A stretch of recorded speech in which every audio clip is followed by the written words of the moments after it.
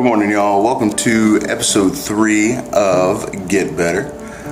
Today we're going to talk about not being confrontational, which coincidentally happens to fall on the same day as the International Day of Peace. Kind of had this topic picked out beforehand, but today when I was reading my daily Proverbs, it talked about not being confrontational or quarrelsome.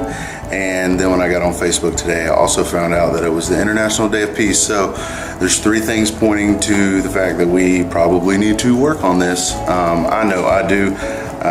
For a long time, I was very, very rebellious. I always had to be right, and it was kind of my way or the highway kind of deal. It's taken a long time for me to kind of come over that. I'm still got a long way to go working on that. So I kind of want to encourage you to work on the same thing. Again, positive thoughts that get you smiling and get you saying hey to people also kind of play into factor here when you're not being confrontational with somebody.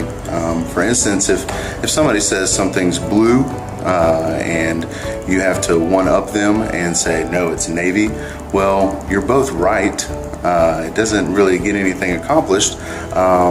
So just don't be quarrelsome about silly little things. Learn to pick and choose your battles. I'm not saying, always succumb to what everybody else says, but just know that it's not always necessary for you to be right, because that's not a very positive thing. That's more of a selfish thing. And when you're dealing with a whole community of people or a whole business network or even your family, it's not always the best thing to be right all the time. So just pick your battles. Don't be confrontational. Just let things slide. If it doesn't get you towards the end goal, then don't worry about it. It's not that big of a thing.